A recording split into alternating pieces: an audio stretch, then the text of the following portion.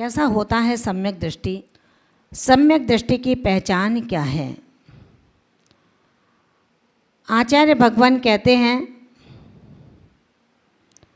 ज्ञानी का अपराध 100 के समान होता है। ज्ञानी का अपराध 100 के समान होता है। निरपराध अज्ञानी ज्ञानी से महान होता है।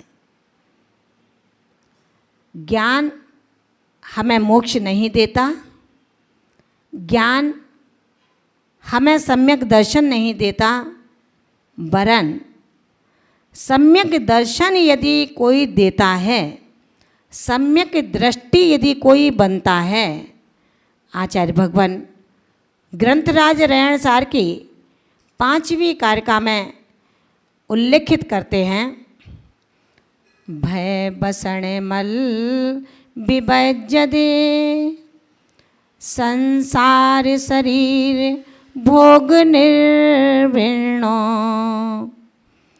आठ गुणज्ञ समग्गो दंसण शुद्धो पंच गुरु भत्तो।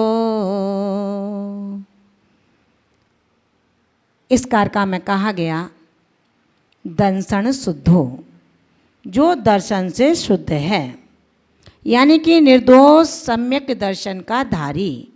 सम्यक दृष्टि हो माने वस्तुतः सत्यार्थ में भय बसण मल विभज्यति। भय व्यसन और मलों से विभज्य माने रहित होता है। संसार शरीर भोग निर्विण्णो, संसार शरीर भोगों से निर्विण्ण माने विरक्त होता है, दूर होता है। अष्ट गुणज्ञ समग्गो, अष्टांग गुणों से युक्त पूर्ण पंच गुरु भत्तो, पंच परमेष्टि की भक्ति में रत होता है, पंच परमेष्टि का भक्त होता है। कौन? सम्यक दृष्टि। सम्यक दृष्टि आत्मा। कहीं पूछने की ज़रूरत नहीं पड़ेगी। अब किसी ज्योतिषाचार्य के पास पहुंच जाएं, भैया मेरा हाथ देख लो, मेरी दीक्षा है या नहीं है, मैं दीक्षा ले पाऊंगा या नहीं ले पाऊंगा, मेरी उम्र कितनी है। आचार्य भगवंत कहते हैं, संक्लेश परिणामों से दूर रहोगे तो आप दीर्घजीवी बनोगे, चिंताओं से मुक्त रहोगे तो आप पूरी आयु का भोग करोगे, अच्छी मित्रता की संगति में जियोगे तो तुम्हारा कोई समय से पहले बाल वाका नहीं कर सकेगा। खुश रहो, प्रसन्न रहो, कम बोलो, अधिक सुनो, गुरु की सेवा में अपना सारा जीवन समर्पित कर दो। बस यही हमारे सम्यक दर्शन प्राप्त करने के तरीके हैं। जितना हम सरल रहेंगे, आचार्य भगवान ने निर्दोष सम्यक दर्शन से के आधारी जो सम्यक दृष्टि जीव है, वो नियम से, वस्तुतः यानी कि नियम से, सत्यार्थ रूप में, कोई हंसी खेल नहीं है सम्यक दर्शन भी, और इतना भी नहीं है कि वो उसको ग्रहण न किया जाए।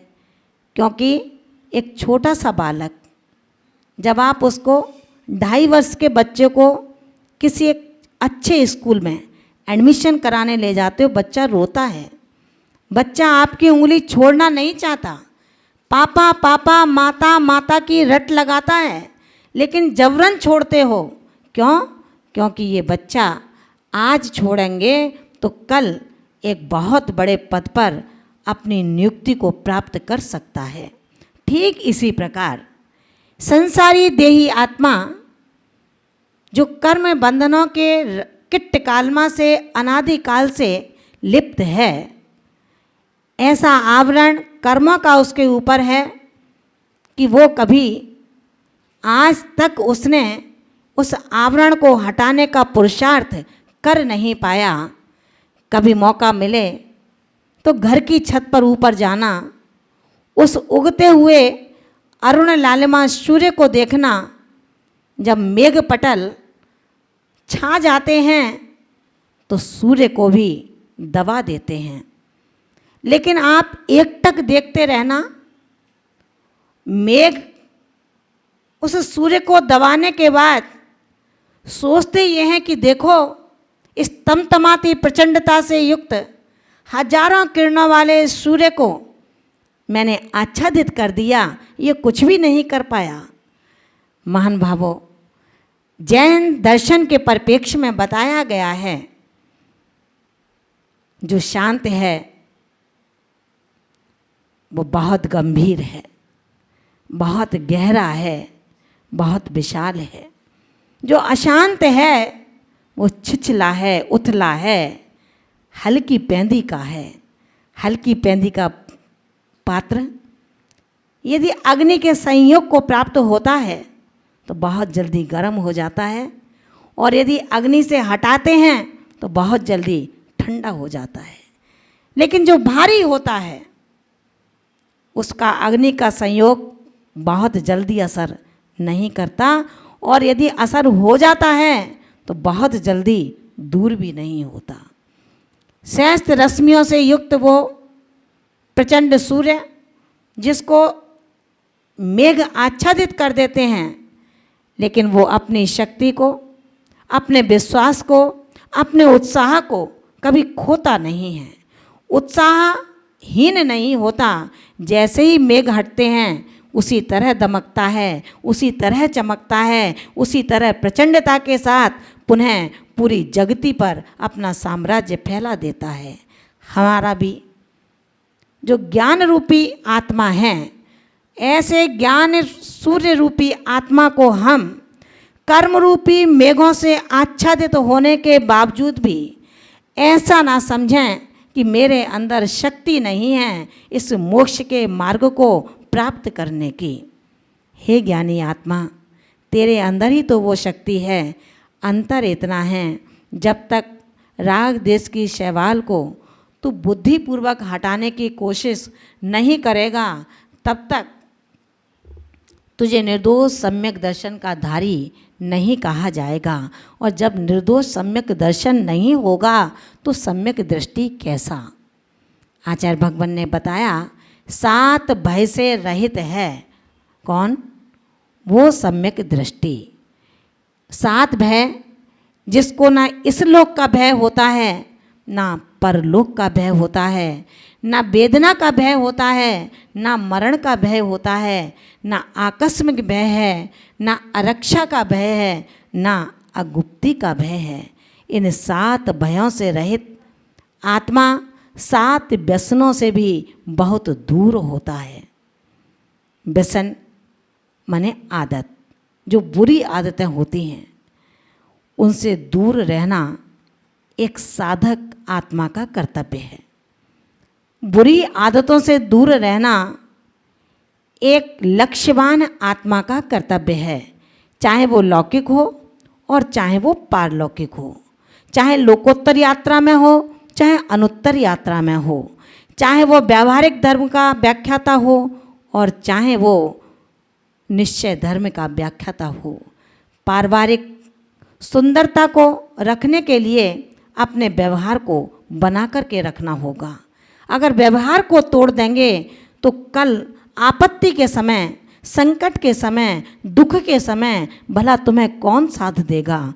व्यवहार को सम्यक दृष्टि ज्ञानी आत्मा कभी तोड़ता नहीं है, 7 व्यसनों से कभी जुड़ता नहीं है। जुआ खेलना, मांस खाना, मदिरा पीना, शिकार करना, वेश्यागमन करना, चोरी करना और परस्त्री सेवन, ये 7 व्यसन जिनसे सम्यक दृष्टि दूर नहीं, बहुत दूर होता है। 25 मल दोषों से जो नितांत खाली है, 25 मल दोष जो हमारे लिए बहुत उपयोगी हैं। हम बहुत ध्यानपूर्वक इन 25 मल दोषों को सुनेंगे और फिर अपने अंतरंग का अन्वेषण करेंगे कि इन 25 मल दोषों में से कितने मल दोष ऐसे हैं जो मेरे पास में हैं। पूरे 25 हैं या कुछ ही हैं, या इन 25 मल दोषों से मैं रहित हूँ। आचार्य भगवान कहते हैं 8 शंकादि दोष, 8 मद, 6 अनायतन और 3 मूढ़ता, कितने हुए? 25।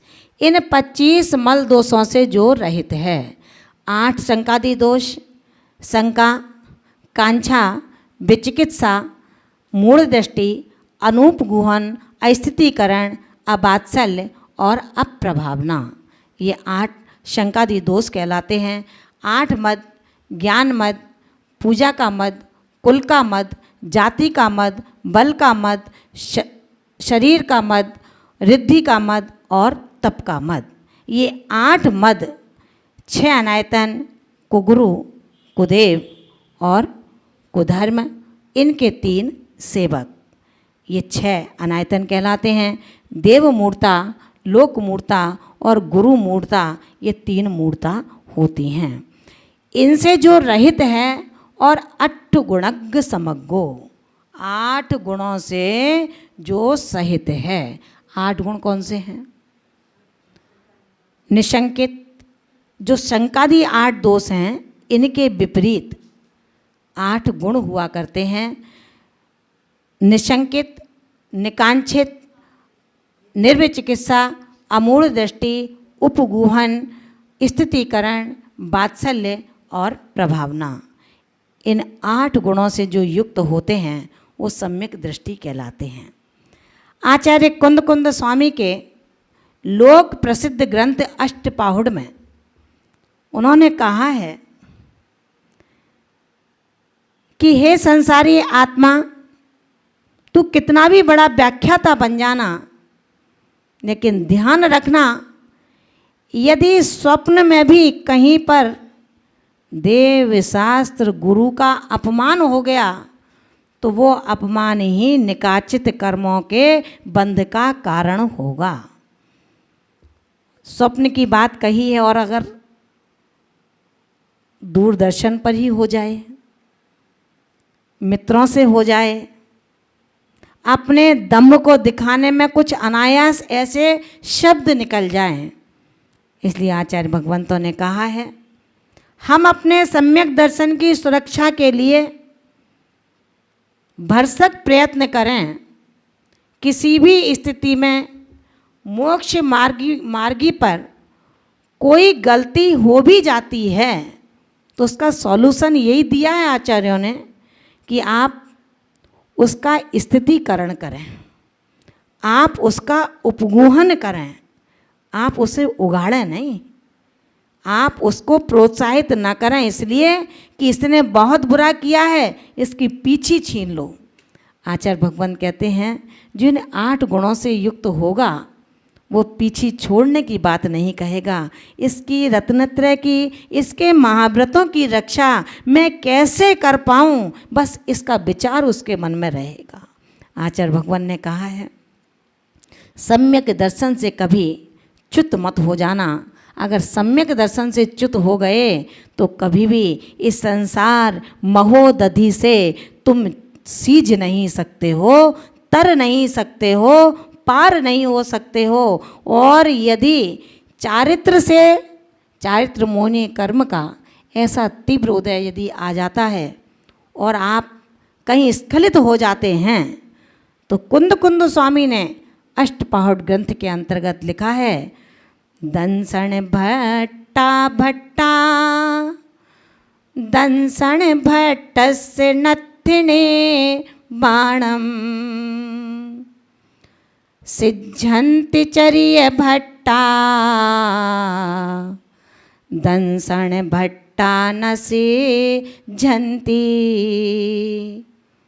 उन्होंने बड़े स्पष्ट शब्दों में कहा है दर्शन से भ्रष्ट भ्रष्ट है लेकिन चारित्र से भ्रष्ट भ्रष्ट नहीं है। दर्शन से भ्रष्ट भ्रष्ट है और दर्शन से भ्रष्ट आत्मा नत्थ निब्बाणम कभी निर्वाण को प्राप्त नहीं हो सकती है। लेकिन सिद्धन्ति चर्य भट्टा जो चारित्र से भ्रष्ट हुआ है वो सीज सकता है। लेकिन दर्शन से भ्रष्ट कभी सीज नहीं सकता। विचार करेंगे अपन, कैसे है वो दर्शन से भ्रष्ट, कैसा है उसका सम्यक दर्शन। छोटी छोटी सी बातों को सुनकर के अथवा अपनी बात को बड़ा करने के लिए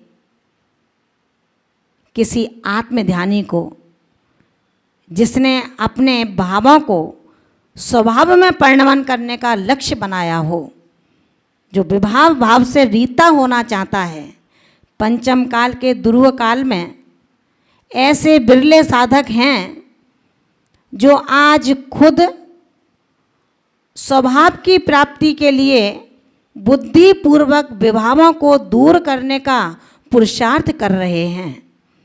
आचार्य भगवान कहते हैं, हमें इन 25 मल दोषों के साथ साथ